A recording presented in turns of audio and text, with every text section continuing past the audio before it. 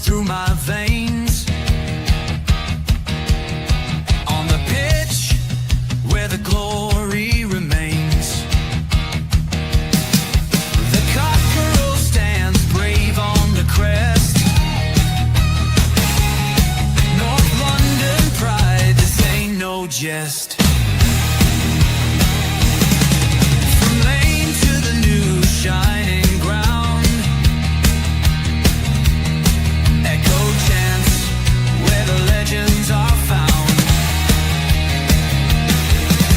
Heroes carved in the heart of time, we march on through grit and grime. Oh Tottenham, Tottenham till I die. Raise the banner, let it fly high. Through the rain, through the fire, this is my club, my only desire.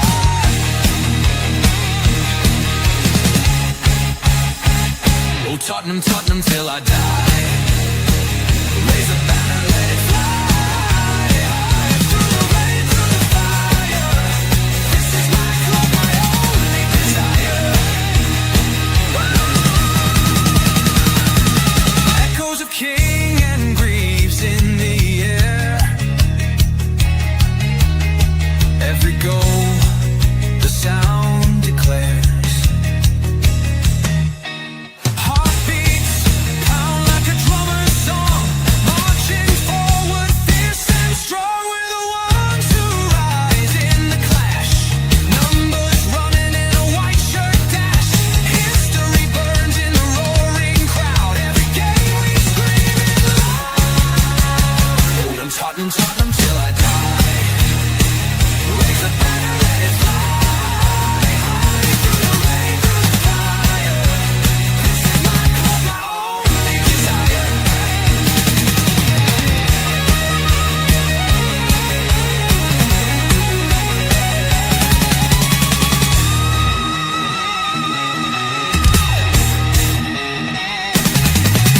We're the ones who rise in the clash. Numbers running in a white shirt dash. History burns in the roaring crowd. Every game we scream it loud.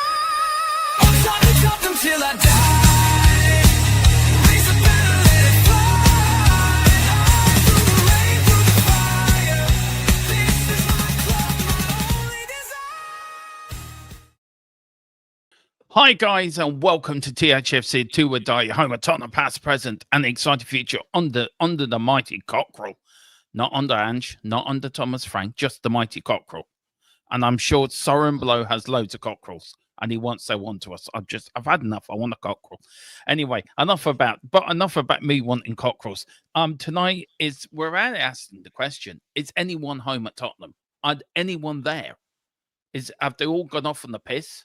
Have they gone off on the jolly boys out into Brighton or to Moorgate or wherever you go? And what does this mean for Tottenham? What does this mean for our transfer window? What does this mean going forward? Joining me tonight, of course, is my usual co-host, James.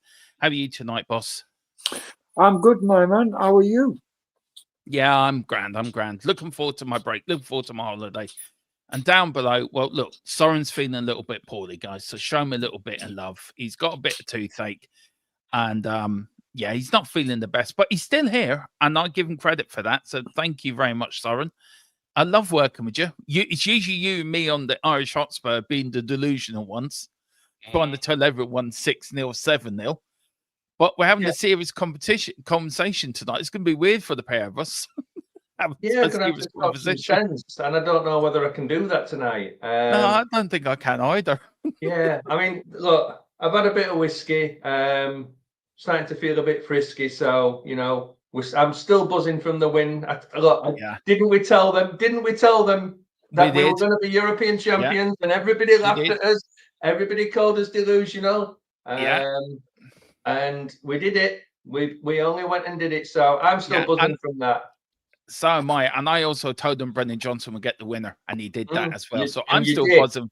Yeah, I'm still buzzing from that as well. Look, I want to start on that actually. I will welcome a few people in the chat. Big up to DJs as Michael Carrick got the sack today. He did. And I think Tequila said last night about that as well. Big up to Tequila as well. Big up Tequila. No Domo. No one is home. They have left the kid and the home alone in charge. Oh, Lord God. Big up to Courtesy as well. Have you heard any transfer news regarding Tottenham Hotspur in the summer? There's more chance of us hearing the transfer news than Casper the Ghost appearing behind Soren. Seriously, it really is. Big up Christopher Intro. Do you think it is silent because of the takeover and that's why not much is happening? That could be why there is a carpet ban. I think so. I think something major is going to break in the next few days. And I guarantee it. It will break when I'm in the middle of the air, flying from Dublin to Leeds on Friday. It will break. I guarantee you, I would land in Leeds Bradford Airport. My phone would start pinging. I guarantee it's going. Just on that, very quickly, get you guys' thoughts. James, very quickly, do you think it is something to do with this? I mean, we will get into it, but do you think we talked about it earlier, didn't we? We did. We were having a chat about it earlier, and Christopher is basically sort of mirrored what I think's going off. I think the takeover is more imminent than probably what we realise, and the reason why targets, our potential targets, are slipping us by is because whenever a takeover is about to be concluded, for a club that is under the takeover, it has a imposed transfer embargo put on them, and this is basically to stop the club, the current owners, overspending, and then the new owners coming in and saying, well, we haven't invested in the club, so we're now going to invest our money into the club. And it gives then people the leg up. So a transfer embargo gets put onto any club. So it could be the reason why we're not hearing much about transfers and we're just hearing rumours.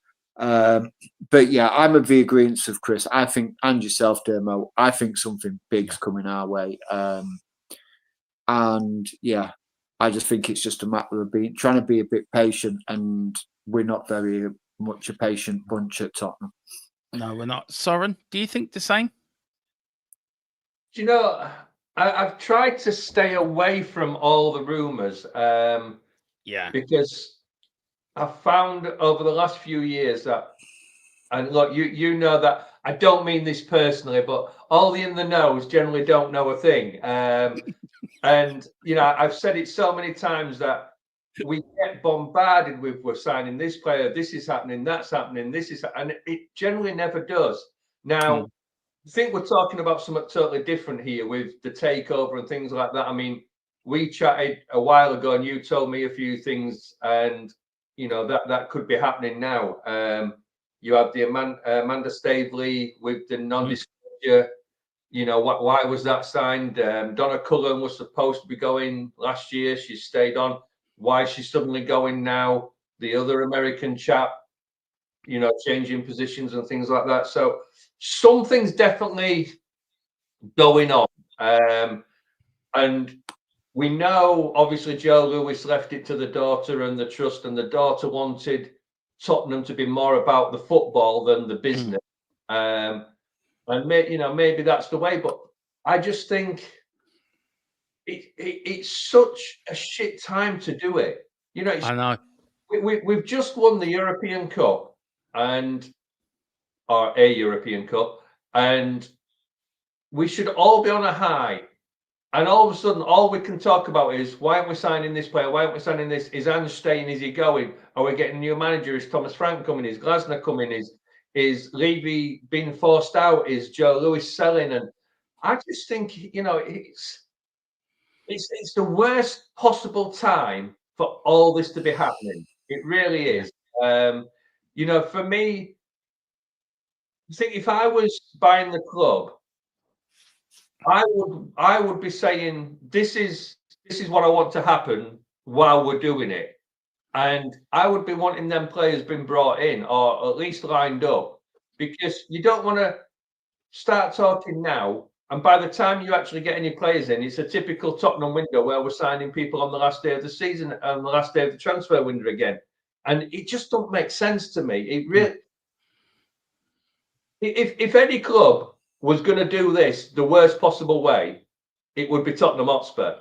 And we are doing it the worst possible way, you know. Yeah. The worst possible might not be the worst possible outcome. I suppose it depends who buys us, but I don't know. I just feel so deflated, and you know, I've tried to start catching up with a few people and seeing what they're thinking, and everybody's telling me something different. So I don't know.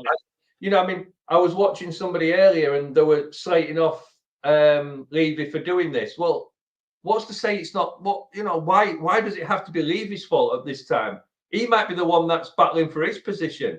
He might be the one that's trying to do the right thing for the club. Not saying he is, but you know, there's all sorts. Maybe it's maybe it's Joe Lewis wanting to sell the club or take it in a different direction. Maybe it's Levy's trying to save Angie's job and somebody else wants him. You know, we don't know. So, and that's the thing, isn't it? We don't know. That's the thing. We don't know. Is, let's just, everybody just needs to calm down a little bit and just wait and see. Just wait and see what happens. And all the infighting and the moaning and the whinging from the fans is not going to speed it up. It will happen at its own pace, and it'll happen when it's going to happen. And that's fortunately we cannot do a thing about that. No, we can't. Big up to Jazz Fusion, said nothing else breaks. I'm going to start an emotional support chat group called Dermot's Hermits. I don't know if I should take that as a compliment or an insult, but I've never had a group chat called after me before. But big up, Jazz. I used to chat to a chap in America who lived on the outskirts of New York, in the wilderness side part of it, and he was what you would call a proper hermit. And you know what? It was funny because his internet or Wi-Fi or whatever he was actually on would only work for like 1 day a week or something. And you know, you would wait, and he would have a couple of hours that day to talk to. So for me, a hermit's a good thing, because that's the sort of thing. If I won a lot of money, I'd go to somewhere like Alaska and live on my own in the quietest and not have to worry about the going on at Tottenham Hotspur. No, that's true. Big up to Anthony Leach. Greetings from West Cork. Looking forward to the show. Big up, Anthony, over there in the nicest part of Ireland. Big up to Tequila. So sick of talking about Ange. I know you are, but Tequila, you love it. You know you do. I think he has a secret love affair for Ange Postecoglou. Just thinking he may do. He says, Ange's love child. Yeah, I think it is. I think it is, James. It says, I can't wait until it goes, just so then we can talk about something new. Big up Simon Cohen. Big up Dermot. Angel Gomez. Marcel Bandit looks like, yeah, I think so too. Go away. Thank you. Tequila says, sure, it might be Frank, sucks, whatever, but at least it's new. The Colin, big up Colin. He says 4 minutes late. That's a 250k fine. Yeah, right. Okay. Michael Count can jog on. Pay me, Tequila says, pay me the money.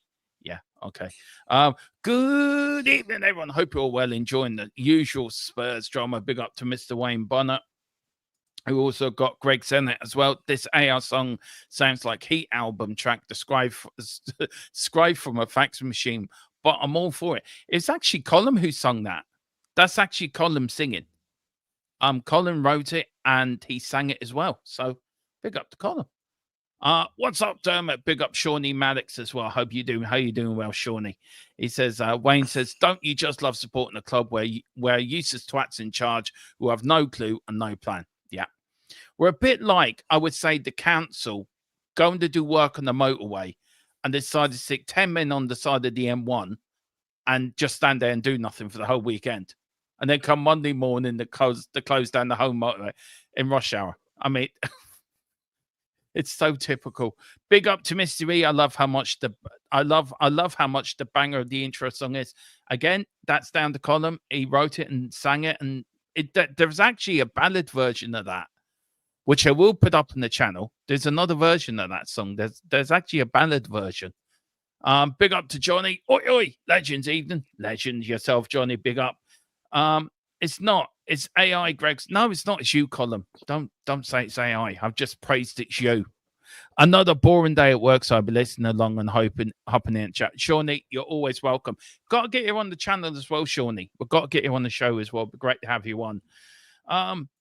Dermo does enjoy cockerels. Oh, don't starting this again. That was from earlier. Yeah. God damn it. Did Dermo just start the stream by saying he wants cock? No, I said cockerels, not cock. Don't start this again. You know I always get messed up. You might have been right the first time. I think I did actually. Don't read it out too late. What's the point, FC evening? Big up to you. What week are you on holiday from tomorrow? From Thursday to the 16th of June. I'm back. So he's leaving the kids in charge. All hell's gonna break loose.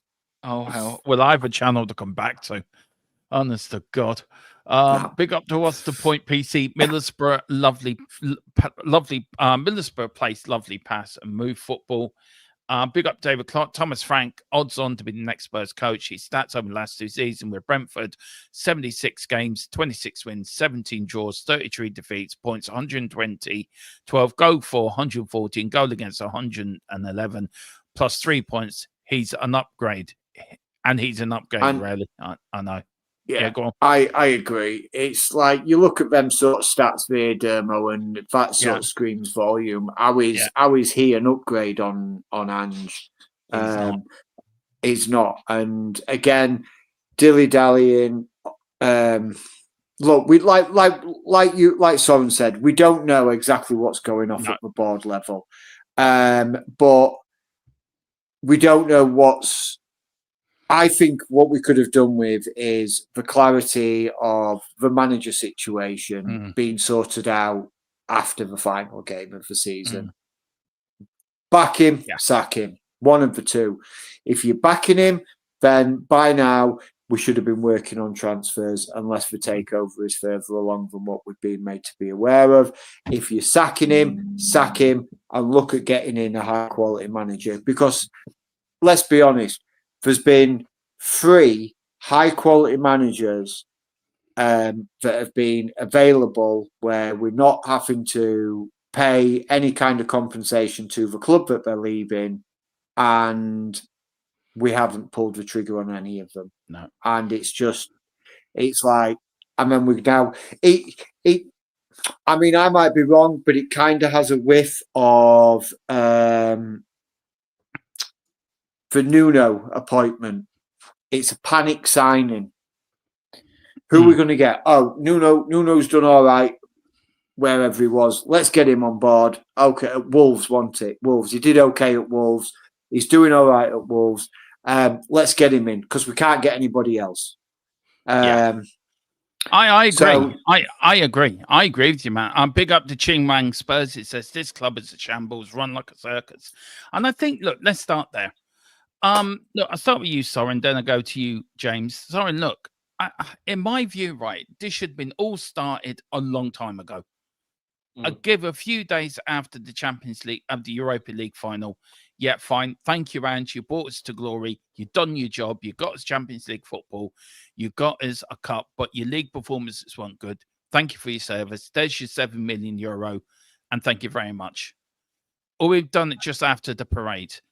But to drag it out like this, it's getting a bit point, and especially this being a transfer window as well, where other clubs have got ahead of us. Man United got players in, Arsenal got players in, Liverpool got players in, Chelsea got players in, and we're left standing with our trousers around our legs, just standing there doing nothing. Yeah, I honestly think that there probably was some sort of discussion, and I think Ange was under the impression he's staying, and that's why we got that comment about season 3. Unless it was Ange putting pressure on about, but I just wonder if that the initial impression was that if he won the cup, he was staying for another season or he would be given longer. And things were in place. Now, I think most people thought we probably wouldn't win. That's the problem. I think that's what's cocked it all up, the fact that we did win it. Now, you kind of look at it and think, well, if Paratici is coming in, which I don't believe he's actually started yet, has he? So 1st of July. 1st of July. 1st of July. Is it a Paratici thing that he doesn't want Ange? And you know, that's why there's such a push. Now, if that's the case and we're waiting for Paratici to start, well, there's no wonder we haven't signed anybody straight away. I mean, look, let's not beat about. We've signed Danzo, so we have actually signed somebody, even though it was already pre-done. We've got, is it Vuskovic coming in? Vuskovic. Yeah, coming in. We've got the Korean lad to come back. So Yang. We're probably going to be trying to deal a deal for Tell. So you know, all of a sudden you've got kind of 3 new players almost there, or 4 coming in. So it's not as doom and gloom. And what's to say that other players aren't already lined up that might be free transfers, but can't really announce it until they've left the clubs? You know, there's a lot of things that we don't really know. And this is why, again, I go back to when we get linked to all these players, every single 99.9% of them we never sign.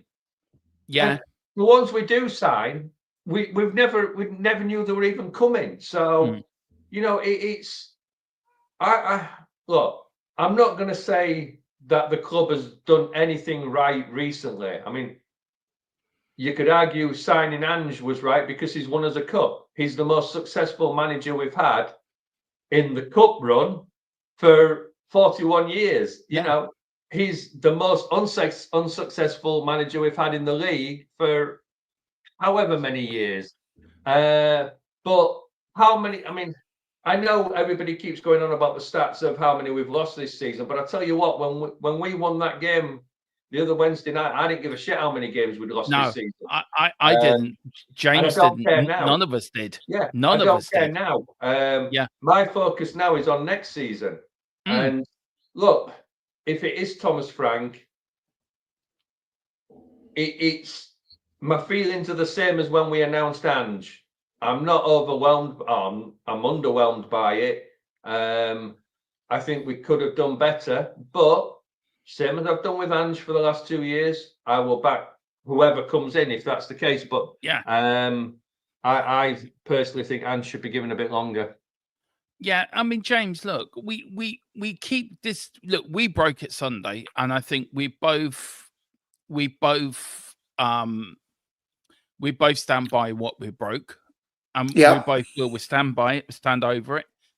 I'll live and die by what we announced on Sunday, and anybody who disagrees with me, like I said on Sunday, can take a long walk off a short pier.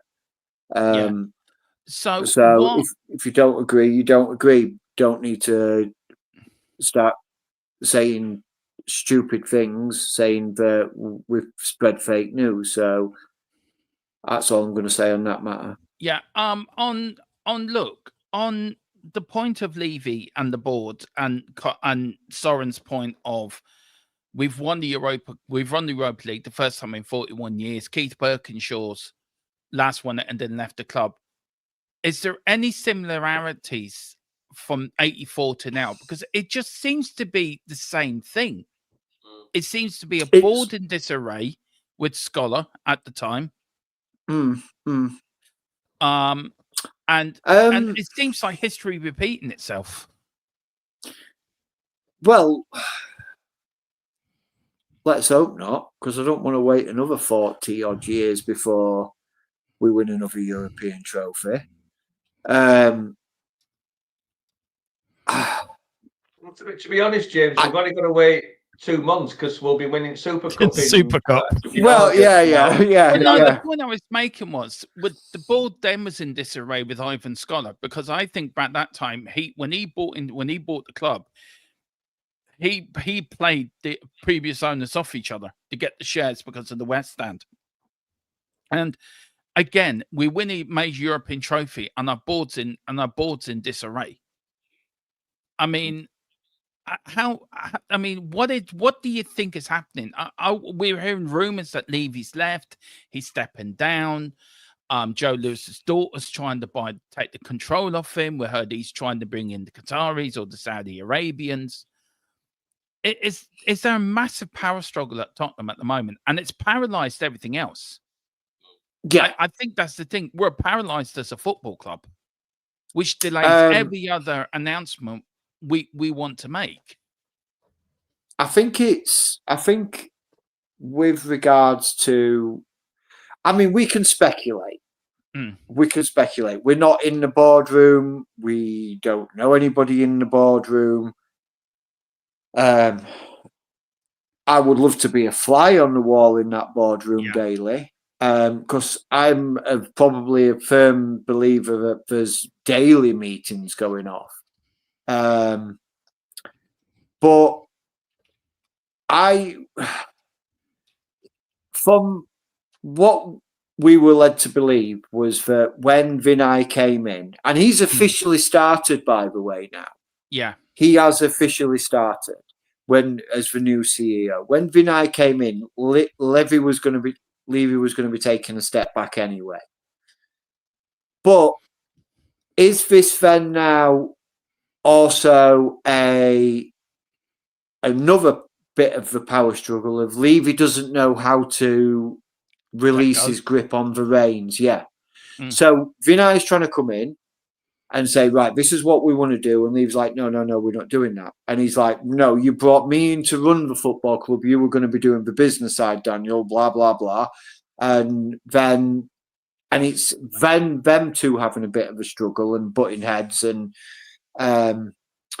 a cockerel measuring contest of who's got the biggest cockerel picture. So it could be that in my head now. Thanks for putting that image in my You head know, now. You know I'm good at these visuals. Look, I think it's just like someone said. We don't know when the news is going to break. No. Sky Sports have all of a sudden decided that they're going to jump on the bandwagon and say that a decision's going to be made within. Is imminent, I think, is the word that they used. Well, with the information we got told on Sunday, the decision was imminent. So, excuse me, sorry. So I wouldn't have expected it to drag on till Wednesday. Yeah. And here we are Wednesday evening and we've still got no news. It is becoming a little bit mundane of constantly talking about, is Ange going? Is he staying? What's happening with the board? What's happening with the players? And I agree with you, Soren. I must get 20, 30 messages a day. Are we signing this player? Are we signing? We're linked to this player. We're linked. If we signed every single player that we were ever linked to over the last 5 years, we'd have enough players for 5 teams. Yeah, we would. So it baffles me of like, how are we linked to all these players? But I think a lot of it is as well is agents trying to drum up business. They're trying to market their own players. At the end of the day, Tottenham are interested in it. Tottenham are interested in him. We might not have zero interest in him, but if an agent's gone to a club and said, Tottenham are interested in him and they're offering this, the other club's going to go, well, we want him more than Tottenham want him, so we're going to give you a little bit more money and we'll want you to, if you sign now, we'll give you an extra 10, 20, 30, 40, 50 grand per week, and we'll give you a bigger signing on bonus.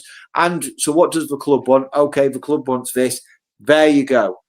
And it drums up business. So it doesn't surprise me that we're linked to everybody. Yeah. The point I'm trying to make was, with the silence from the club itself, does that open the club up then to a vacuum of everyone just spouting everything and anything? You see X. There's how many rumors am I seeing an X? I can count on 2 hands, feet, every part of my body that I've seen everything from Levy's gone, and it's the power vacuum that leaves. So shouldn't somebody be in that club, even in the PA department, saying, just put out a statement, okay, just say for an example, right? And we're back in our story. Ange Postecoglou has left the club by mutual consent. More news in due course. Yeah. At least we know then what's happening. I mean, this definite sound of nothing. Yeah. Absolute nothing. But What the thing does that is, say? Dermot, I mean, Tottenham is run as a business that if anything happens, it has to be announced. So you Yeah. kind of look at it and say, well, maybe nothing's actually happening. Maybe Yeah, it's maybe just all so. rumours. Now, I think the most logical thing is not. I don't see Joe Lewis's daughter trying to take control of Tottenham because she could have done it at any time over the last 2 years. So she's been in charge basically for 2 years with the trust. So if she was going to do it, why not already do it?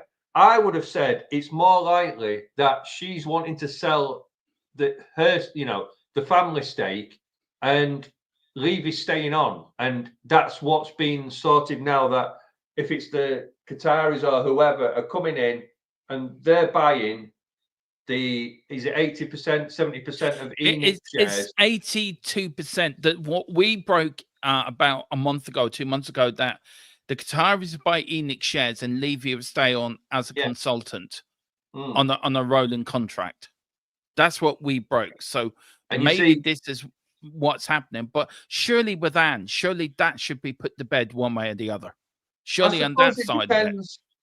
It depends. I mean, what's to say that if the Qataris are buying it, that they want Ange to stay, and it's it's Lewis's daughter that doesn't want him to stay, and if she's going, why sack him?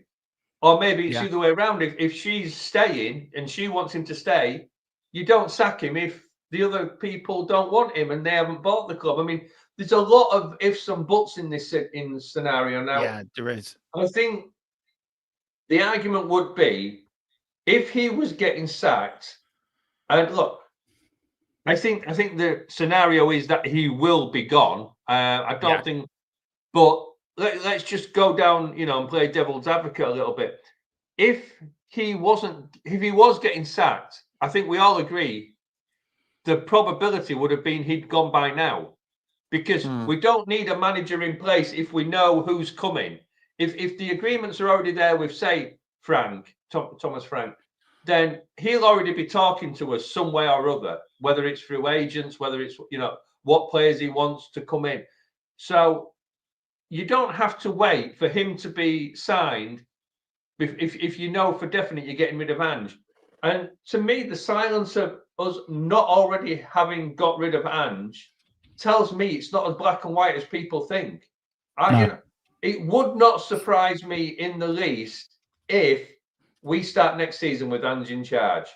And on the same note, it would not surprise me if we don't. So, I just think there is more going on than just the sacking of Ange Postecoglou or the keeping of him. Because, like I said earlier, I honestly think in his mind, he's not going anywhere. Yeah. Well, look, we'll leave that bit of the show there. I'm sure if anything breaks over the next 48 hours, 24 hours, 40 hours, 70 hours, I know this channel will be above it. I know James will be on about it. I know Colin or Steve, they'll be all on over it, guys. So we will keep you updated. Look, I got a little bit of news coming about Sonny. And look, there's a load again, another rumors about Sonny as well. Him being sold, deals done, all this baloney. But the latest I got is on Sonny is a target for Saudi Arabian clubs, and Tottenham could decide to cash in on the 32-year-old as they look to generate transfer funds. But Tottenham Hotspur will only listen to significant offers for captain Sonny this summer. Look, guys, Sonny's a legend, absolute legend of the football club, absolute captain, won his first major trophy with us, stayed with us, did more than what Harry Kane did. And no, look, I'm not begrudging Harry Kane leaving, going to Germany, but I think Son took the harder option. and that was to stay with us. Do you think it's time Sonny to move on, James and Soren? Do you think he could still do a job for us next season? Yeah, I think he could still do a job at 32. There's no reason to think that. Look, he's had a bad season. He's 32 years old. He's starting to hit the twilight of his career. Yeah, for sure. But no, he's still got plenty in tank. And when you've got a fully fit Sonny, he's absolutely first class. Sorry, go on. Sorry, it's all right. The comments are going mad already. Why would you keep him? I would keep him purely because he was our captain that led us to European glory. And I think that he has the ability to help the younger players and be a top quality mentor to them. The likes of your Mikey Moores and your Yang. Certainly Yang, more than anything, another young South Korean. He's got Sonny there, help him bring him on. Sort of, this is what this club's all about. This is what you can do. And I think it would be silly to sell him.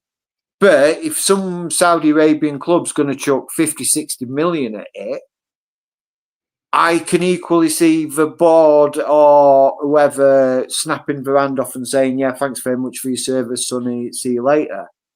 Do you feel Sonny be good as a sub player next year? Not as a main starter, but as a squad player. Bring him on off the bench with 30 minutes to go, Soren. I've got another question for you, James. That's why I'm going, Soren. So,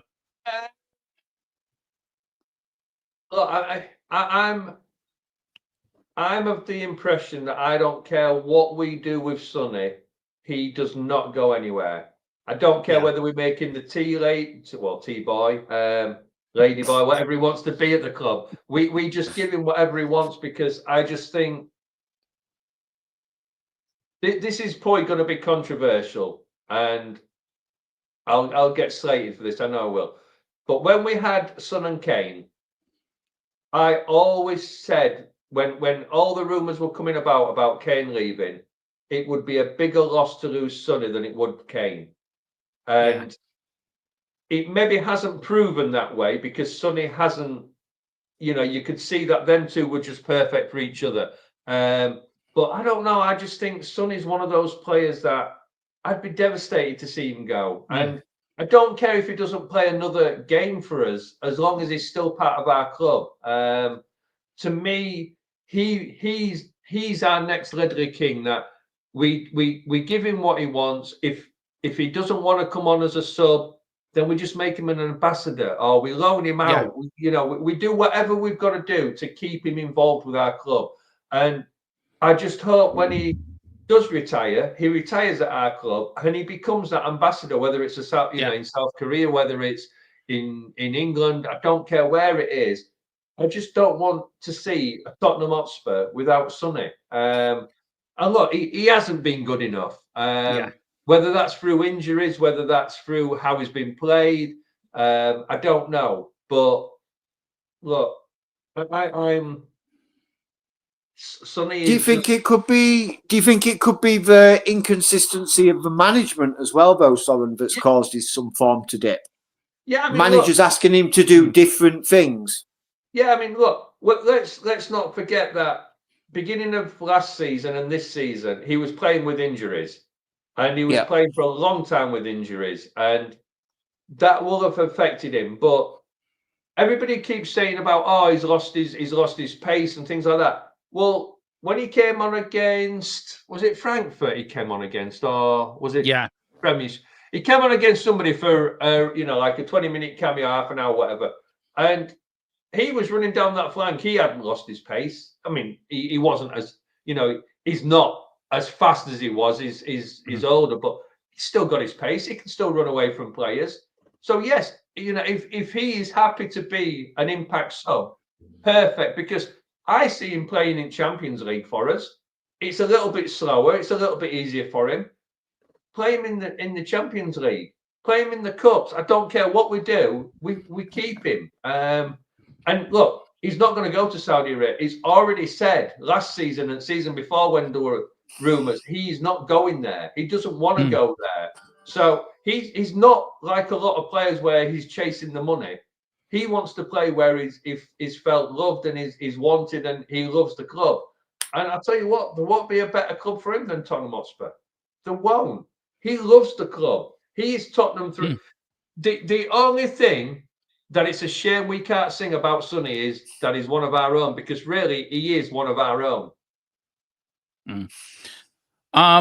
Look, I'm going to play devil's advocate here. I'm going to play devil's advocate here. The chat split on it. The chat has split on it. They're saying sentiment. Look, we've got this one here. Oh my God, it's all sentiment. Look, I agree with you guys. Sorry. I am agreeing with you guys, but I am going to play devil's advocate here. Did Tottenham make Sonny sign a new contract if they did sell him to get money? Well, it was only an extension, wasn't it? It was only an extension. We had the extension in his contract. So we triggered the extension. I think we could have triggered it just to get some cash. But I also think they triggered it because they also understand what Son means to the fan base as well, and what he brings to the club as well. Yeah, with all the fans he brings from South Korea as well. On that side of it, then, if Sonny did go, he does deserve he deserves one hell of a send off, doesn't he? Harry Kane went out the back door. Yeah, we didn't give Harry Kane the send off he deserved. So Sonny does deserve. Do you think this is the last year of Sonny's career at Tottenham if he does stay? Yeah. I think it will be as a player. Yeah. I mean, he's been with the club for 10 years. He was a 22-year-old young man when he came to us. He's 32. He's lived a lifetime at Spurs as a football player. You tell me nowadays how many players stick around at a club for 10 years? Because there's not many. And the players that do stick around are usually at clubs that are winning something season after season after season after season. Before he signed his most recent deal, I think it might have been last summer or the summer before, when he was like 29, 30, and Saudi came in and they offered like stupid money on wages for him. I think it was something in the region of round about 60 million a year. And Sonny came out and said, I do not play football for the money. I play football because I love to play football. Look,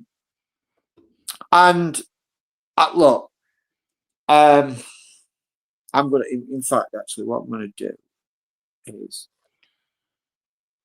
I think that, there, he should have a testimonial. Look, he should have a testimonial. I think. Yeah, I agree with that. The thing I could see happening if it's going to play out the way that he will stay for one more season, which is when his contract runs, and they'll let him go on a free.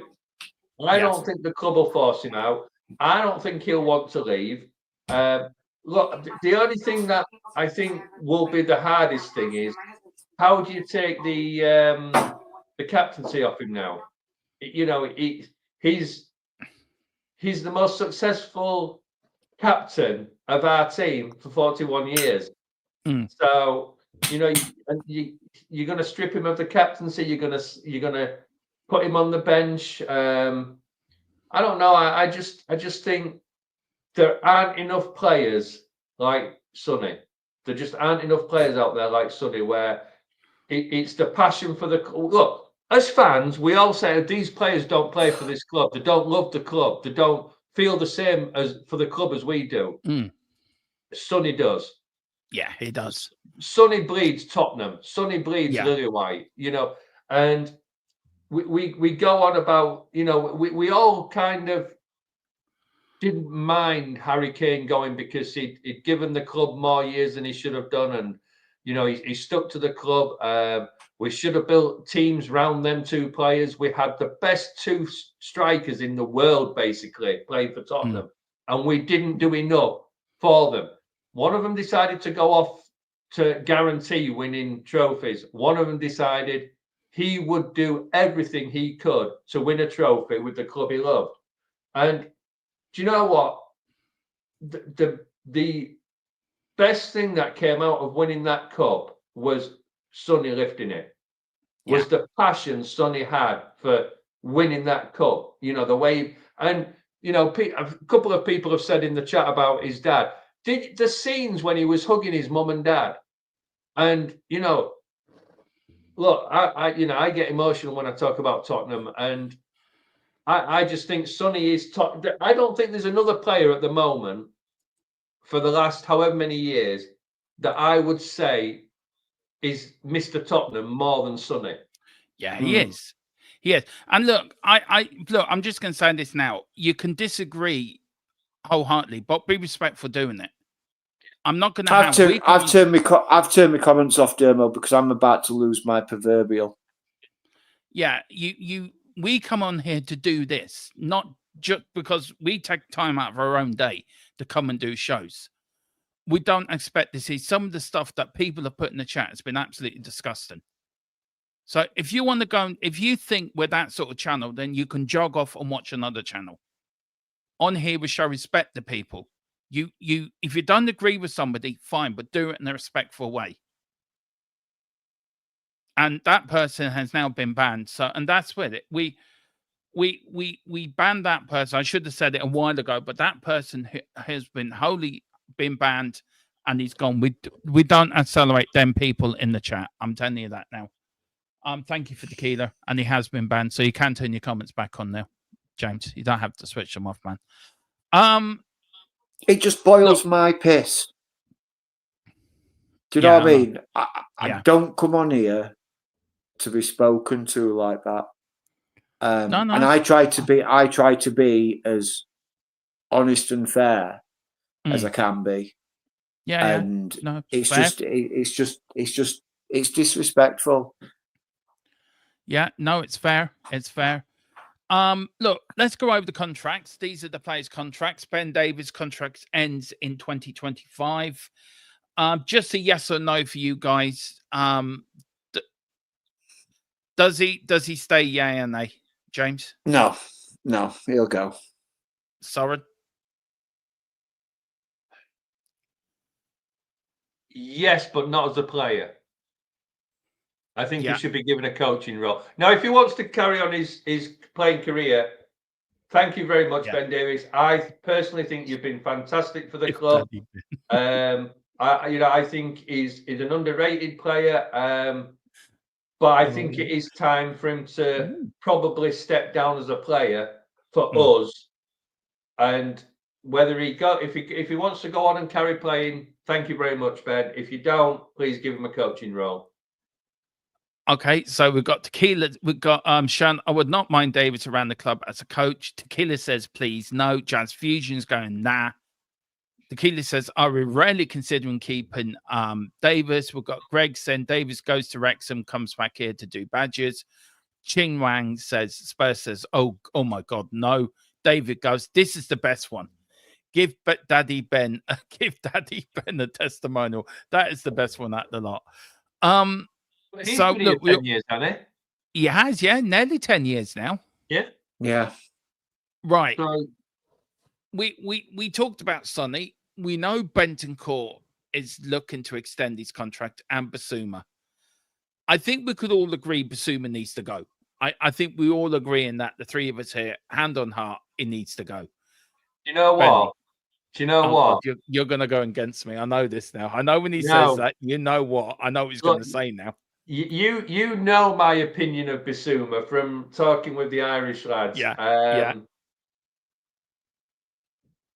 And I think under Ange, he has to go. Yeah. But if Thomas Frank came in, I think Basuma is a Frank type player. And that's the only, I think it depends what manager comes in. I think his form has been absolutely diabolical. His attitude has been crap at times. But I'll tell you what, he stepped up in that semi-final and final. he stepped up big time for us. So whether that, if that's the Bissouma we got, then keep him. If we're going to keep the Bissouma that we've had in the Premier League, and then no, he goes. So I think it really is depending who comes in with Bissouma. James, where are you? Are you with me on this with Bissouma? He's had his chance.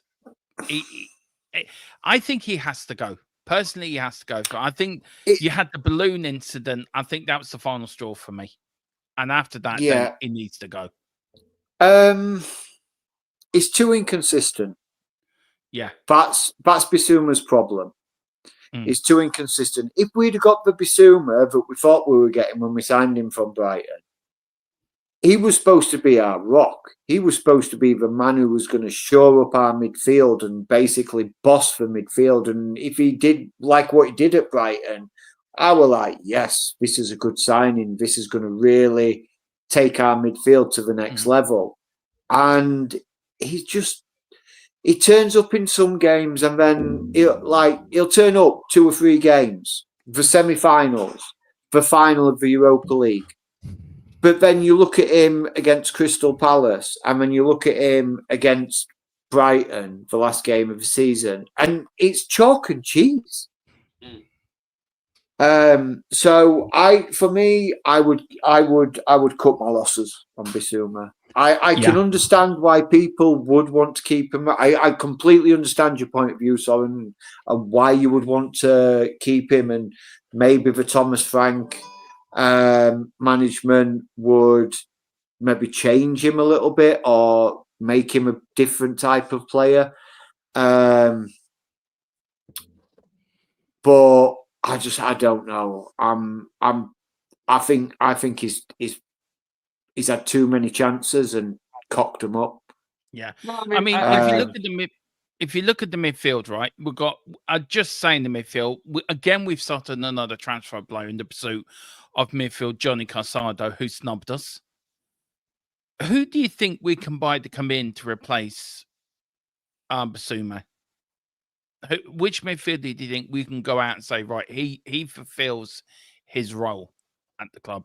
I mean, there's the Inter Milan player we're looking at. What's his name? Is it Brad? Hang on, I've got his name here, Dermot. Hang on 1 second, mate. I'll tell you his name. He played on Saturday. Yeah, I'd chuck in. Is it Paul? What was he? Oh, bloody hell! Jan Bissek. That's who it is who plays. I'd chuck in the lad who was at Fulham. Didn't he go to Bayern?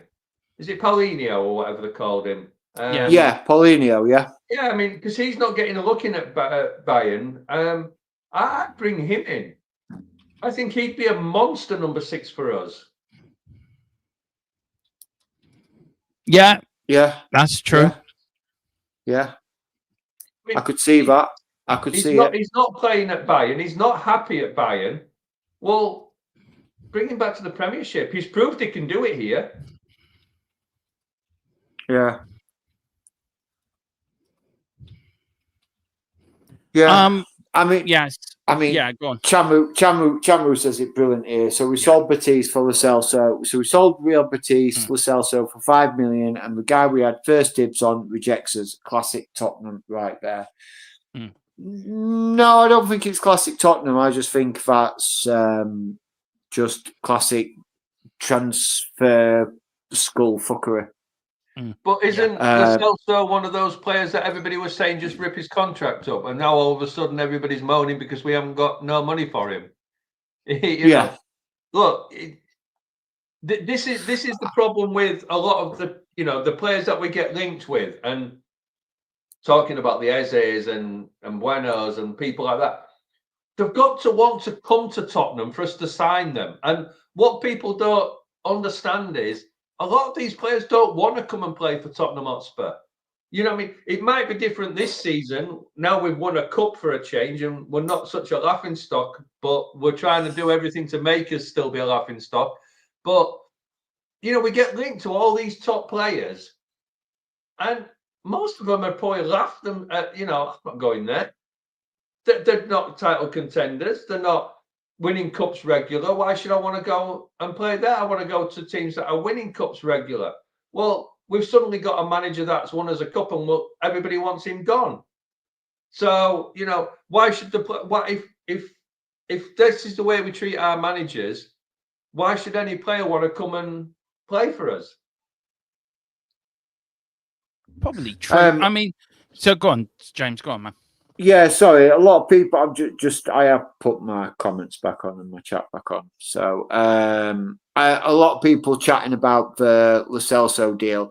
So, and Chamu says we get 0% of the transfer fee because there is stipulation that if we'd had agreed personal terms with Johnny Cardoso, and then he was sold to another club, we would get a percentage of what was sold.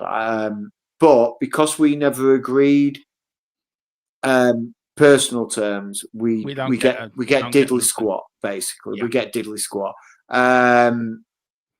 So no, we won't get any. So you are right, Chamu. We get nothing. We will get absolutely nothing from it. It is not in a non-enforceable clause because we didn't agree our terms. But I just saw it and I just wanted to clarify it for the people in the comments. No, that's good. Now we come to these two, Richie and QT. Look, you can make Mikey Moore, Alfie Devine, Dean Scarlett, Josh Keeley, George Abbott. They're not going anywhere. They'll probably go out on loan, or they'll be in and around the first team. Josh Keeley, I really want to see in the first team. He's an Irish goalkeeper, young goalkeeper. And he really is a good goalkeeper as well. Dean Scarlett, I think, needs more first team appearances.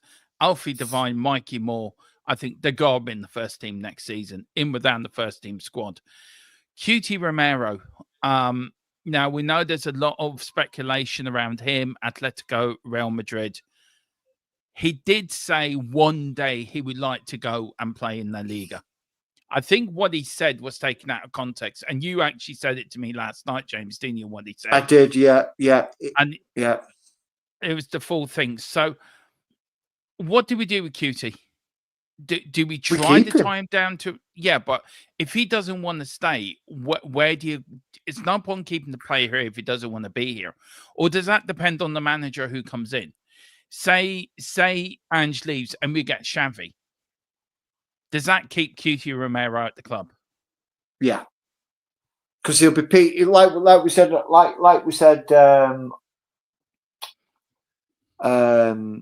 It would pique his interest of what's going to happen with the club. I'll be honest with you, Josh Keeley. I completely understand what you mean about Josh Keeley. By the way, Dermo. Mikey Moore, Dane Scarlett, Josh Keeley. I will tell you where they will be playing their football next season. Okay. Are we getting a bit of an exclusive here? Yeah, this is an exclusive bit of James information. Where those three players will be playing their football next season will be at West Bromwich Albion. Do you know what? That actually makes a lot of sense for Ryan Mason there. Actually does. Yeah. I don't think Mikey Moore will go because I think they'll want to keep him at the club, and I think they'll want to get him into more first team games to show how important he is to the club, because there is such a massive amount of talent there, and they're going to want him to know how important he is. So he will keep.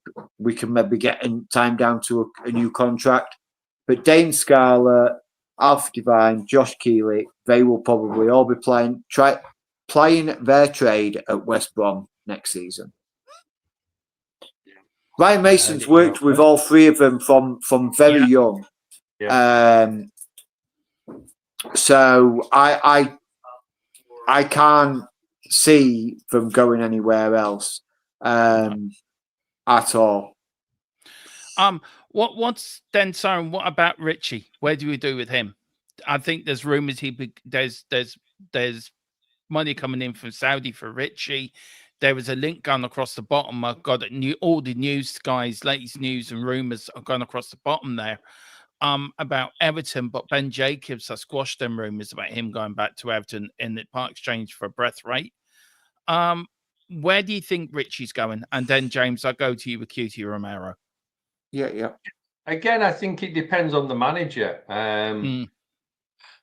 Look, I like Richie. I think he's a decent player, only when he's fit and in the right state. I mean, he's shown that when, you know, in small glimpses that he can do the job. The problem is it's small glimpses. So he's such a frustrating player because we all say the best player are the ones that are available, and he's never available. But it'd just be our luck for him to go to another club and he'd suddenly find his fitness and you know, have a good run. I think with Richie, it's he goes as long as we sign somebody to replace him, because we all know the club probably would sell him and then not replace him for a season or two. So as long as we get somebody decent in, then he goes. If it's a case of we haven't got enough money to buy a replacement for him and a left back, say, and another centre back and another midfielder, then to me, it wouldn't be the worst thing in the world to keep him. But Kuti, look, Pete, he's got his haters, and I can kind of see that, but you don't break that back four up for me. No, he stays as long as he's willing to play for this club. If he doesn't want to stay, then get rid, because we don't want a player that doesn't want to stay.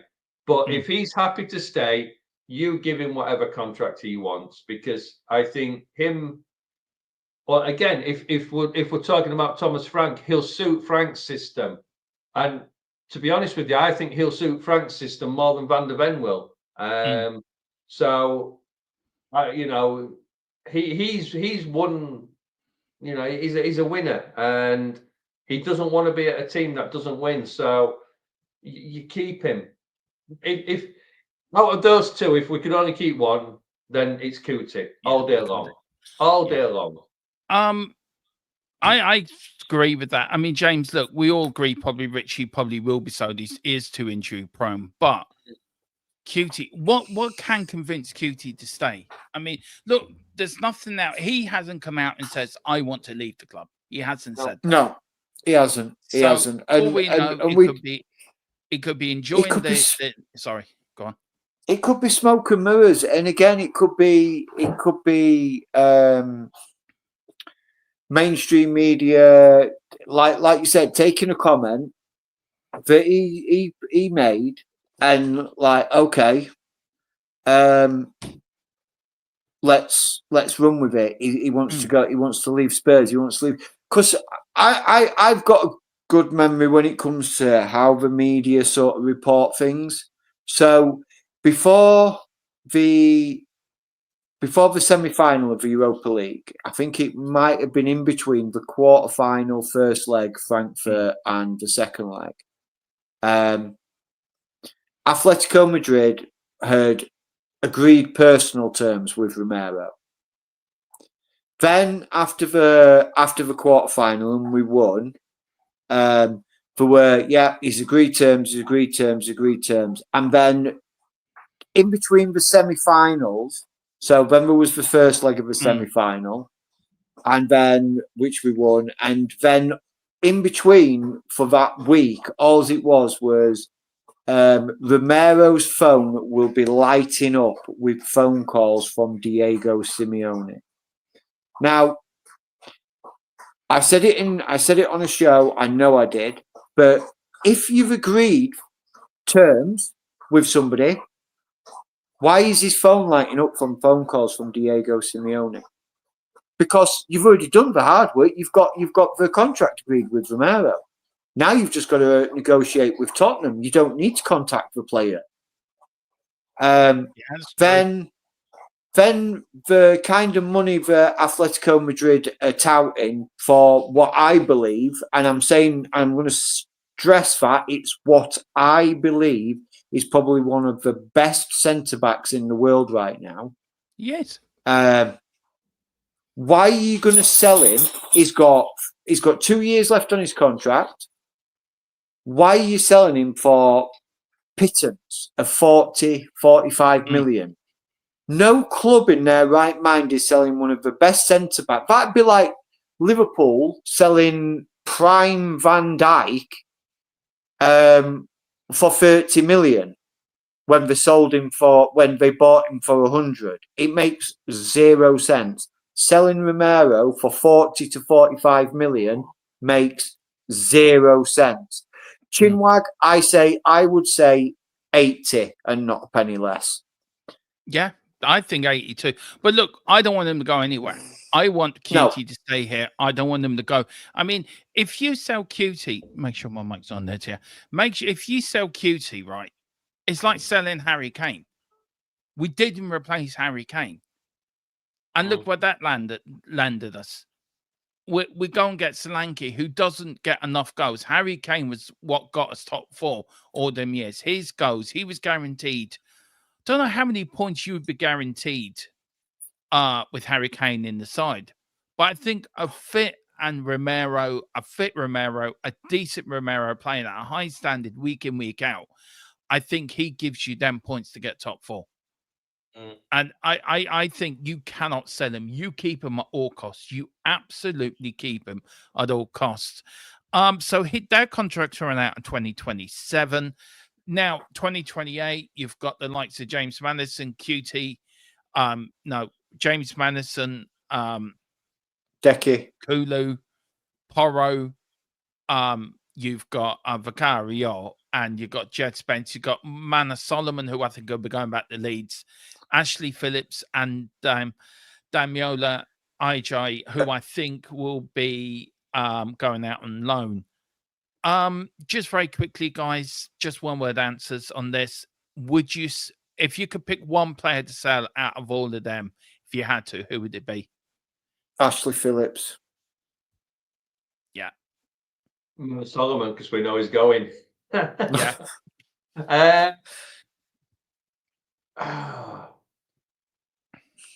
Yeah, I mean, I think the problem with Ash Phillips is we haven't seen him play for us, really. So No. we don't know what he can do.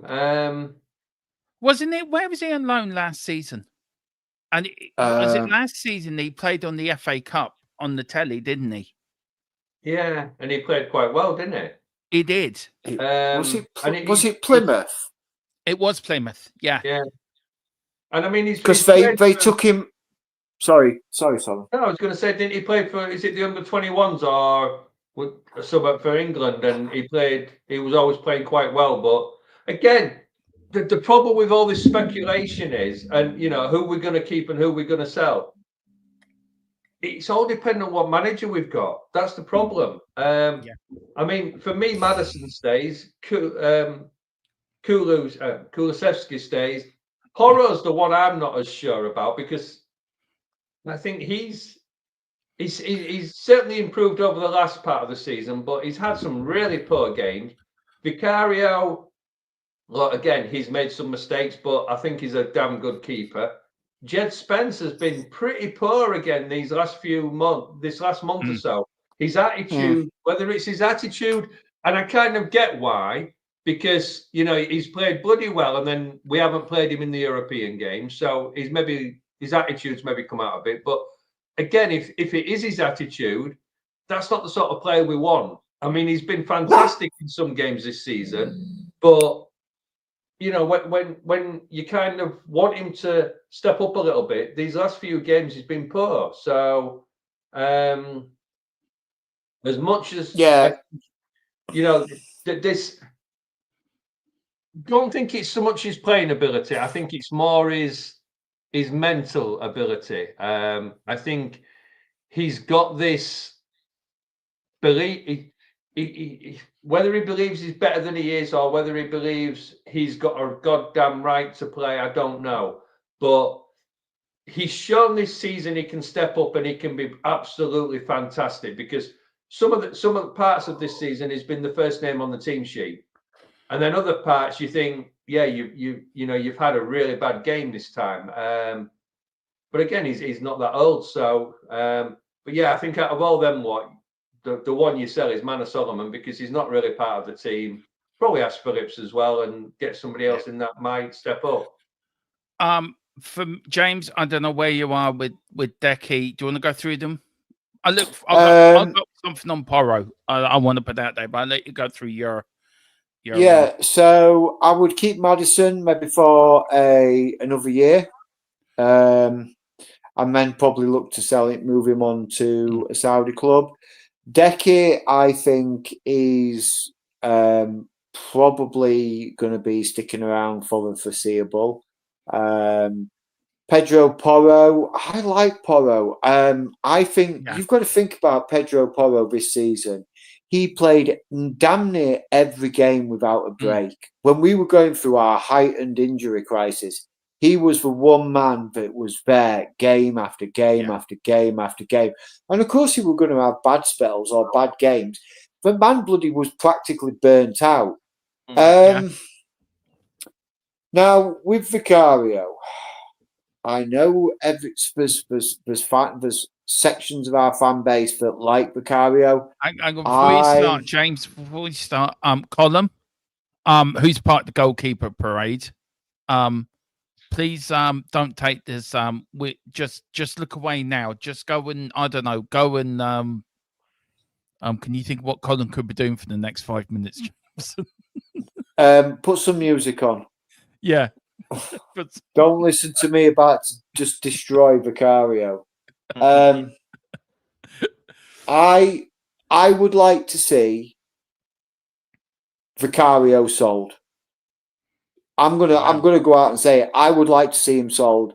I would like to see Kinski be given the number one, and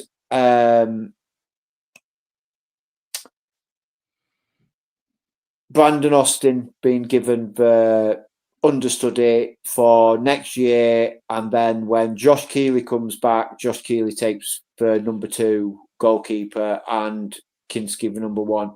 I just think Vicario has, don't get me wrong, he's a good goalkeeper. He's a good goalkeeper, but he's a good goalkeeper that's a bit too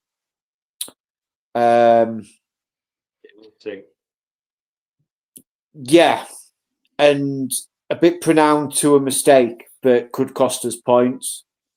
So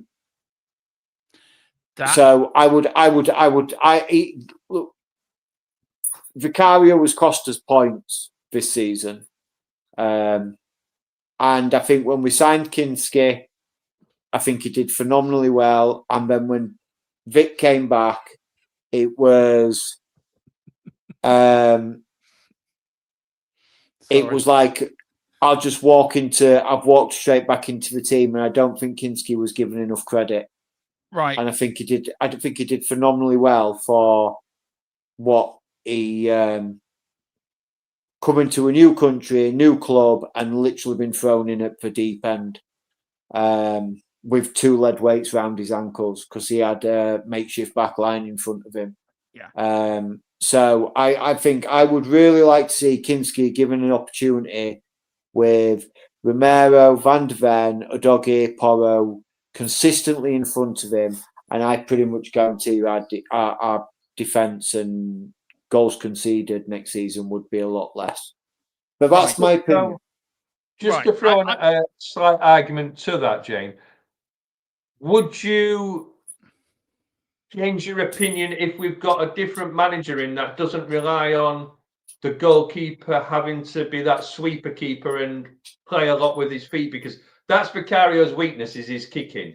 And if you take that away from him and bring that back line further back, that defensive line further back, it doesn't rely on him having to play with his feet as much, which then plays to his strengths of being that shot stopper stroke, goalie that saves. I mean, I agree with most of what you said on the reasons. I just think, again, it all boils down to who's going to be the manager next season. Yeah, I agree. No, I agree. I agree. It does come down to who's going to be the manager next season. No, it wouldn't change my mind. I'm just no. I'm just done with him. I've sort of watched him the last couple of years, and I'm just sort of like, he's so frustrating to watch as a goalkeeper. He makes erratic decisions at crossers, punches at the wrong time. And that's not being I'm not taking anything away from him. His shot stopping ability is brilliant. He is a brilliant shot stopper. But I just think we could do better. Right. I know I'm conscious of the time, Soren. If you need to pop off, you can. I'm all right till about 1:30, and then I'll have to go. Yeah, okay. We won't be on too much longer anyway. See, with me and James get talking football, we don't know when to shut up. Do we? Look, for me, Vicario, right? I'm a big fan of Vicario. I get what you're saying, James. I do understand where you're coming from. I understand with the flipping and flopping, but do you think we made a cock up by not going over Kevlar of Liverpool, the Irish goalkeeper that signed for Brentford, instead of going for Kinksky? Because I think we should have gone for Kelleher instead of going for Kinksky. I said it at the time. I did say at the time that we should have gone for Kelleher. Now, what did Kelleher go for? What was his transfer cost? I think it was 16 million, but it rises to 18 million when all the add-ons come on. And Kinski was 11, wasn't it? Yeah. 12. 11, 12.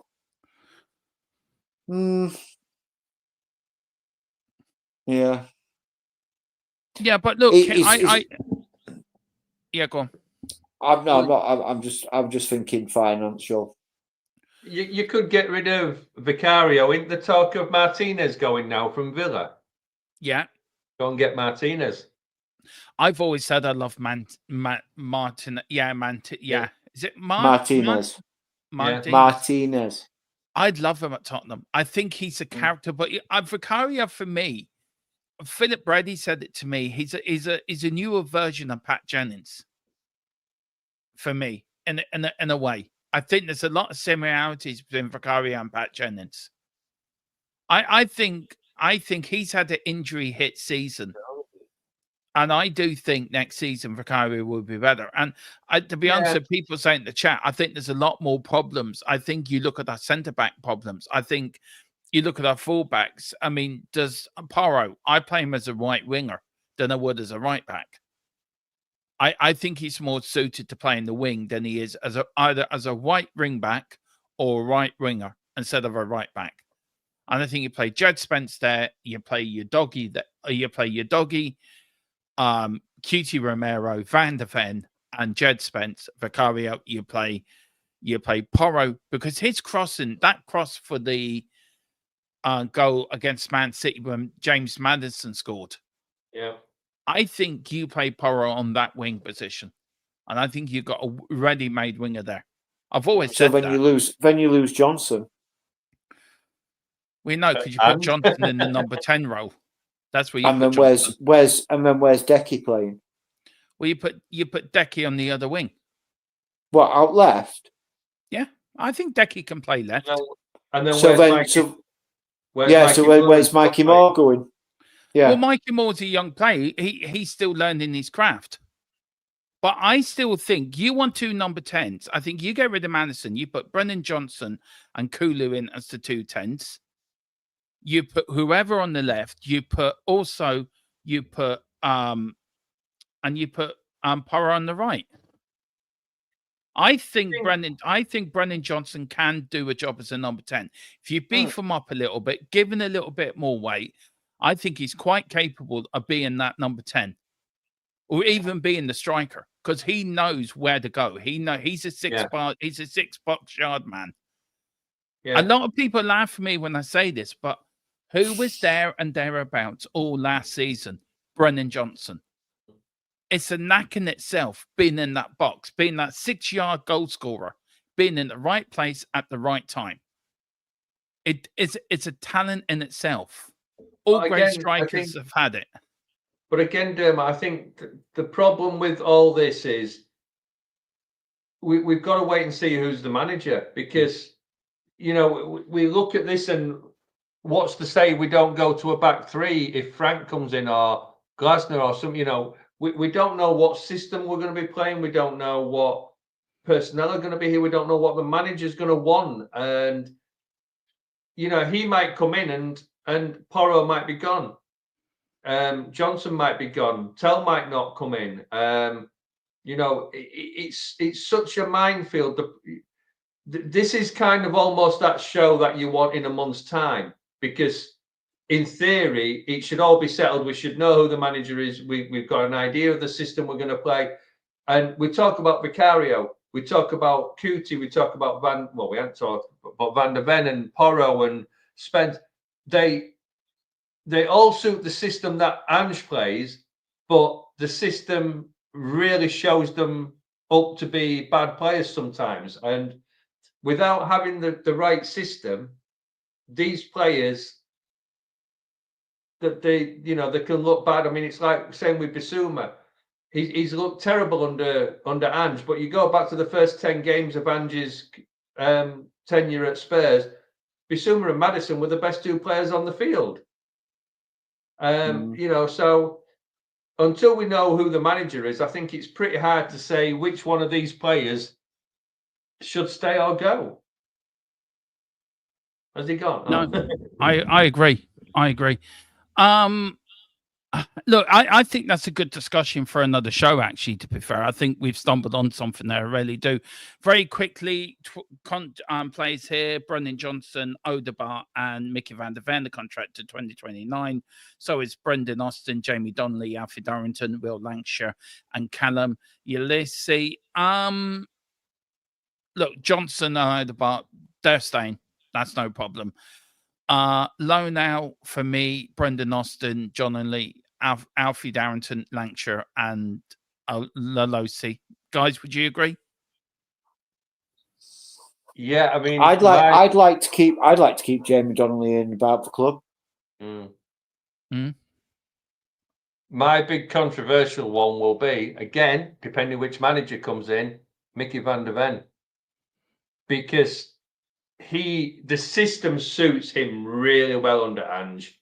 He is a phenomenal player at running back, making that tackle. But you put him defending on edge of his box, and he's all over the place. He's not the Cootie type player. He's, you know, and look, I'm not taking anything away from Van der Ven, because look, he basically won us the cup as well with that clearance, and he's been absolutely fantastic in every game he's played. But you bring him back 10, 15 yards and he's not the same player. I'm not saying get rid of him. Please don't think I'm saying that. But he's not the same style of defender when he is defending further back as what he is having to run back. And it's his pace that makes him the footballer he is. And without his pace, he's no good in the air. You know, for such a tall lad, he's weak in the air. And, you know, like I say, you bring he probably suit a back three, because, you know, that gives him that space a little bit more. But I think there's a couple of players in there that probably need a loan. But yeah, it'd be nice to see some of those actually. I mean, Brandon Austin, when he's played, I think he's done bloody well, don't you? Yeah. Did he play twice this year, James? Yeah, twice. Yeah. Once in the Europa League and once in the league. And he didn't put a foot wrong, did he? No, he didn't. I think he's one of those players that it's almost a shame he didn't kick up more of a fuss, because he should have been given his chance. Because when, you know, the 2 games he has played, he hasn't put a foot wrong. Yeah. Yeah, James, for you, do you agree with that? Who would you... I'm going to upset you now because I'd sell Johnson, I'd sell Odegaard, I'd keep Van de Ven, I'd keep Austin, I'd keep Donnelly, I'd probably turf out Alfie Dorrington, Will Lancashire out on loan, and I'd probably loan out Alessi as well. But that's me. I'm not. I was never a big fan of Odegaard when we actually signed him, and I was certainly not a big fan of Johnson when we signed him either. I think it was an absolutely look. I'm not going to take anything away from the kid. He's had a good season this season, and last season mm, he finished the season top goal scorer and top assists as well. The previous season as well. Really? Yeah. So he's basically been our top goal scorer for 2 years on spin. I know he had the most assists last season. Then any one in the team. I'm double checking that now. I'm going to check that one now because that doesn't seem right to me. I think Johnson. There are parts of his game that he needs to improve, but what you mean, like playing? I mean, how many times have we said, depending, under different managers and blah blah blah, that if you're scoring goals, it doesn't matter whether you don't do anything else in the game as long as you score the goals. Well, yes, he's a winger, so he should be doing more, but we don't know what Angie's telling him to do. Now, I mean, I said at the beginning of the season, we were on the Irish lads, me, Dermo, and them, and people were saying who's going to be the top scorer. Most people picked Solanke, and I said Brennan Johnson. And I can't remember if you did or not, Dermo, because I know you. I did as well. I did, yeah. I know you backed him all season, and yeah, look, the lad's come through now. I've been his critic in saying he doesn't defend enough, but then in the last few games, he's started to look as though he's defending a bit more. So to me, I think he's earned his place for another season. I mean, look, we go on. I think somebody's mentioned in the chat, he cost £40-odd million. Well, that's not his fault.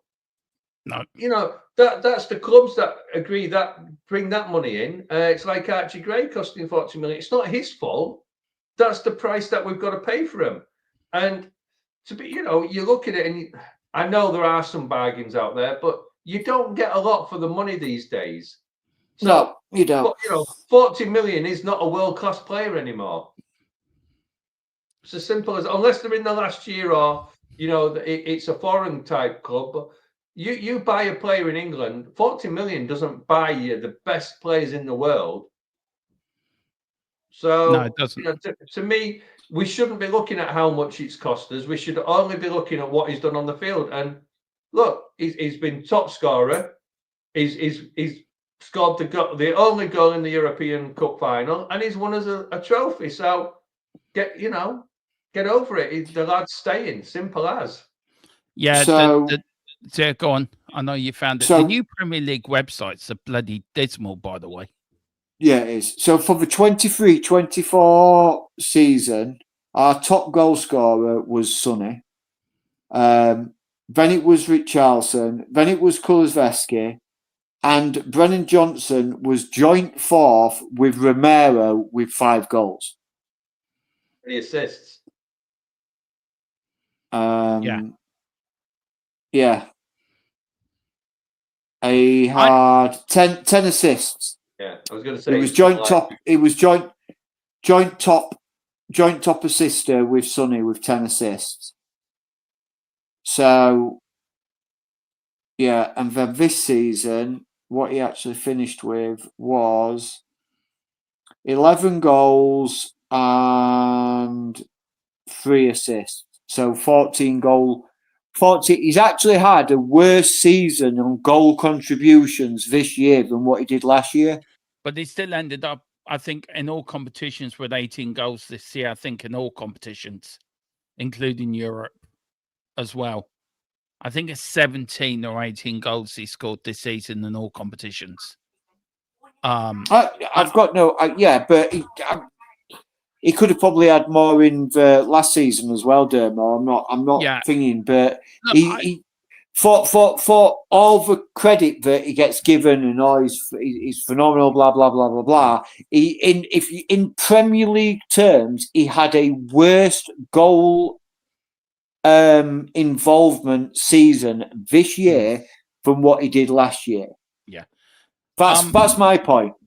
No, I get it.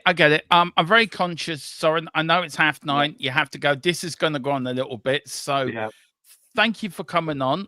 Where can people find you very quickly, sir? Just on the odd stream.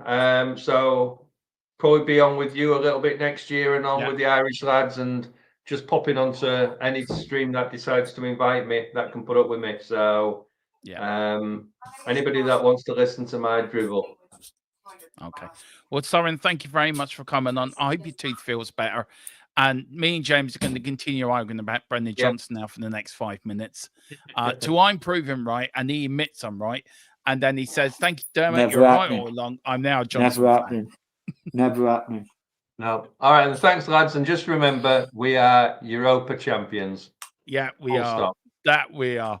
Soren, big up. And I'll speak to you later. Thanks a lot. Bye. See you later, man. Take care. There's Soren. Yeah, no, Johnson is a better player. I'm telling you now. But that's for another debate. That's for another debate. We will have a debate on that, James. You and me will get Colin or somebody to referee it, and you and me will have a proper debate on Brendan Johnson. I just want to go through chat. David Clark says Sean, but he didn't. It was Luke Shaw. It wasn't an own goal. Johnson scored that goal. Anyone stop saying it was an own goal. He scored it. Dermot Shawnee says, Dermot, I'm with you on Johnson. Big up Shawnee. We are Spurs TV says Johnson would track back if Roy Keane was in the squad. He certainly would. Son is a legend, but soft captain. Yeah, I agree with that. Now, these 2030 players, and then of course 31, Kinski and Bergville. Look, we know they're going to stay. I think that's for another show about the kids, but they've been exceptional this season. So for me, I think both of them been exceptional. Would you say very quickly on Bergville? Yeah, absolutely. I think Kinski was absolutely trial by fire and walked out cool as a cucumber. Really thinking Lucas Bergvall has been an absolute breath of fresh air, and we should be keeping hold of these players like for dear life. Yeah, we should be. Those two players should be the players that we look at and go, right, okay, we've got these two youngsters. That's who we build a team around. That's who we build our team around. Yeah, exactly. I agree with that 100%. Now, we've got a few players here. We've got Dom Solanke, Archie Gray, Papa Sarr, Danso, who has now signed for the club permanently, which I think is a good signing, by the way. I think you and me would agree that as well. Yeah. And also Radu Dragosin, who is coming back from injury. Also coming in this year is Luka Vuskovic as well. Vuskovic. Don't start. I'll let you have the... Luka Vuskovic. No, I've got a speech impediment. I'll let you do the difficult words. And then we've got Yang, Min, Yuck. Hyuk. Or whatever. Yang. I'm just going to call him Yang. Is coming back to the club. Look, for me and Tequila did the show when we bought Dom Solanke, and we both said at the time we felt very underwhelmed by the signing. He's not your goal scorer to go out and get you 20, 25 goals a season. That's never going to happen. No, it's not. But we do need the goal scorer, but then you got Richie. So who do you go out and get very quickly? Just before we get into Solanke, I think Archie Gray you keep. He's had a great season. Papa Sarr's had a great season. Danso, I think, when he's come in, hasn't let us down. And Rudu as well has not let us down, apart from getting sent off in one Europa League game. But apart from that, hasn't let us down, got injured. So the main person I really want to talk about, so take this off and you and me back on together, is Dom Solanke. Now, I felt very underwhelmed by the signing, still do in the way. He's done all right, as Tequila says here. He did okay, Dermot. Still not worth the money we paid for him, exactly. I expect more than 9 league goals, but he worked hard, so he's okay. Yeah, his work ethic is great. But do we need a better striker? So the last sort 100%. of segment of this show, where do we go? Who do we buy before we end off? Vlahovic. Dusan Vlahovic. That's who we buy. If I'm gonna put my eggs out there and my hopes and dreams into a striker, Dusan Vlahovic is who we sign. Yeah, I think he's strong, he's powerful, he's quick. I think he would absolutely dominate the Premier League. And I think if we don't go all out to try and get him, and again, it does depend on who our manager's going to be. But if we don't do something and try and get him for how cheap he is going to be, then we really, really don't deserve to be a top quality team, because that's who we should be looking at. I agree. I totally agree. James, look, we're going to leave it there, man. It's been an interesting show, one way and another. Big up to Soren for coming on. Sorry for the person in the chat, if he's upset anyone, but he has been banned now, never to be seen again. Yeah, and I apologise for losing my cool a little bit, everybody. I don't normally like to anybody to see that side of me. No, it's not grand. It's not professional. I should be able to compartmentalise a little bit more, but I take things a little bit too personally sometimes. Believe me, I'm worth for that myself, James. So when my integrity is questioned, and the integrity of our channel is questioned, and the integrity of our sources are questioned, then I'm going to defend that to the hilt. This is like my family, and I would defend my family to the death, and I'm not going to stand for that kind of shit. No, and that's me swearing. No, I agree. But no, listen, you don't need to apologize about anything, man. Right. Over to you for the next week. Yeah. So it's going to be me next week, guys. So hang on. I'm going to put you over here. You're now in the hot seat. I'm going to sit back and just enjoy this. Now, you get to tell people when we're on, who you're on with, what you're going to do. It's all down to you now. So I'm sitting back here like a watcher now. So go on, fill your shoes. All right, then. I'll fill your boots. I'll fill your boots. So I don't believe we're going to have a show tomorrow. Unless anything breaks, and I am working, so hopefully I won't be trapped inside work again, and doing stupidly long, ridiculous shifts. But on Friday, I will be joined by our very own stateside soccer host, Big Steve. He's going to be joining me on Friday. Also on Saturday, me and Steve should be doing a show and just sort of doing a roundup of any news over the last few days. Also, we'll be doing Newsbeat, like catching up on the daily news that's going to be there. I might try and persuade Dermo to come on a telephone call while I'm doing a stream, so we can have Dermo's input of any of the breaking news that's happened. Not hell's chance. You got more chance than that. If I did that right, I swear to God, you won't see me again. I'm just saying it'd be a phone call. It wouldn't be you're doing a live stream. It'd be a quick 5-minute phone call. Look, funnier things have happened.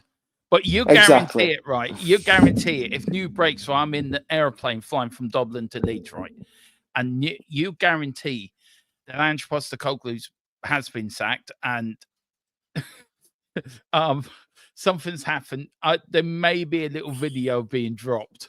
Somewhere along the line. It's only an hour's flight, Dermo. You're not going to miss much in an hour. You guarantee it over the middle of the Irish Sea. You guarantee it. It would just all hell broke loose, like all hell loose were broke loose. Sean Maddox says, do a 30-second clip and send them in. Yeah, exactly. Yeah. But no, I'm leaving the channel to you guys. So look after.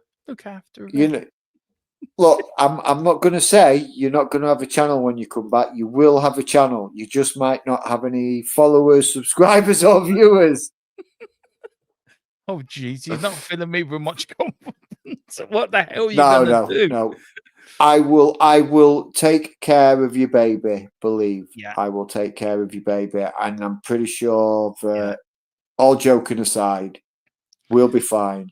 You enjoy your holiday. Have fun. No, I'm not. I actually live in Ireland.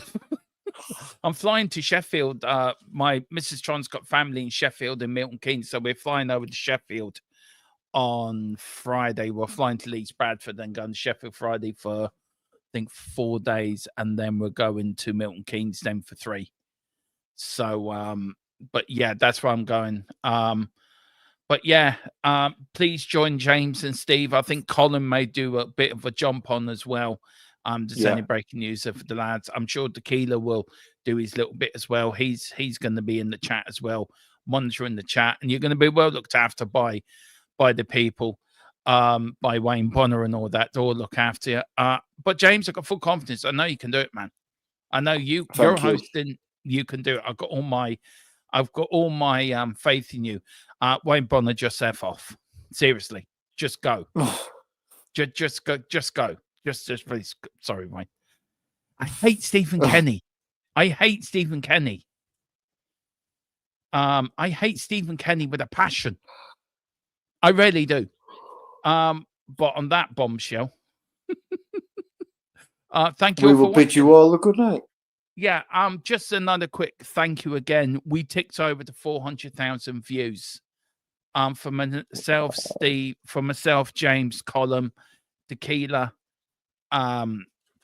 Steve as well, and Philip Brady, who was on the channel before. A massive thank you for everyone that's got us over that market. We're only sort of under 100,000 away. Oh, I forgot to do one thing. Before I completely get shot. Yeah. You won't do this next week. I know you won't. You'll be more shit hot on this than me. We need a word from our channel sponsor. Some say he starred in many great films, but some also say he rarely is Jeremy Clarkson in disguise. All we know is Cillian O'Connor. I tell it, they're both from Doncaster. That's why I said it. You get it? Doncaster, Jeremy Clarkson? Yeah, but Jeremy Clarkson's from Rotherham. Is there a difference?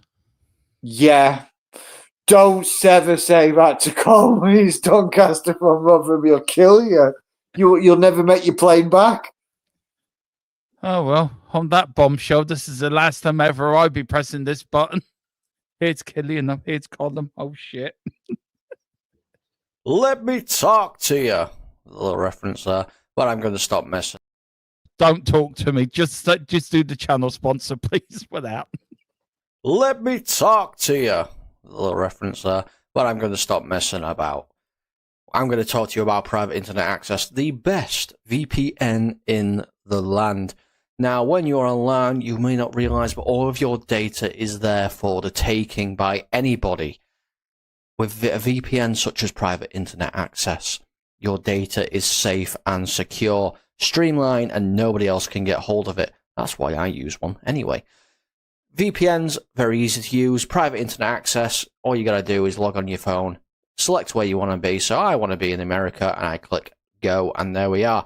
You can also link up your devices to it from your phone, if that is easier for you. It's available on a lot of platforms as well. As you can see, and you can use it for a very, very big range of things. So that's even better as well. You can use it, like I said, on all your devices, smartphone, tablets, gaming consoles, and stick it on your modem. And it's unlimited devices. One equals all. It's available all across the world, and it works perfectly. What they do is they mask your IP address, so pesky 3 o'clock kickoffs aren't an issue anymore, and they're independently audited, so there's no logs, 30 million customers, and 4.5-star Trustpilot rated excellent review. Private internet access. Get yours now. Yes, and it is, guys, only 40. I think it's 85% off at the moment. €85. No, €85. Sorry. 45 euro. Thank you. For 2 years plus 4 months free. I'm really ballsing the end of this up. You really So yeah, are. do hit the description below. But go on. You're the host now for now, so you take us out, sir. Okay, so Dermo, obviously, I want to say thank you very much for tonight. I really do hope you have a nice holiday, mate, and hopefully I'll get a chance to meet up with you myself. Where can people find you? Here on Discord. Look, I'm on here. You know where I am. I'm the host of THFC 2 Would Die. You can also follow me on X as well at James Models 10. You can follow us on TikTok as well. All our socials are down below the description below. But I couldn't do this channel without the likes of Colin, Steve, and Tequila. I couldn't do it without you guys. So thank you. And it's you guys that make me do this. Not just me. You guys give me the confidence to do these shows. So thank you. But go on, you finish it off, James. Go on. Okay. Thanks for having me on. So you're welcome. It's been a pleasure having you, Dermo. It's been a pleasure. Yeah, have me on again, please. Yeah, well, I'll see about getting you on in about a week's time or so. Okay, yeah, that's grand. I think I'm due. I don't think I'm washing my hair that night. No, I'll be free. Good. No, it's you're going to be missed probably while you're on your holiday, but no one deserves it more. You work hard for everybody, and you have always put everything from moment you're awake to probably the moment you go to bed. You're always looking after the show, putting your heart into it, and you're going to be missed for this week or so while you're away. But I will do my best to steer the THFC Till I Die ship on course and keep it ticking over for you. If you want to follow me, you can follow me on X or THFC James. Please jump along, pop on there, send me messages. I'm always available and will answer any messages or questions that you've got. As long as I can, I will. So it's been a great show. Dermo, thank you very much. And we will see you when you are back from the big land. Yeah, I'm back on the 16th. So I see you then, guys. Come on, you Spurs. And on that bombshell. And the big cockerel we trust. Not the other thing. Cockerel. We trust. Yeah, might have a new manager when we get back. Yeah, you might do. We might do. Yeah. But I will say, you did say we sat underneath a big cock at the start of the show.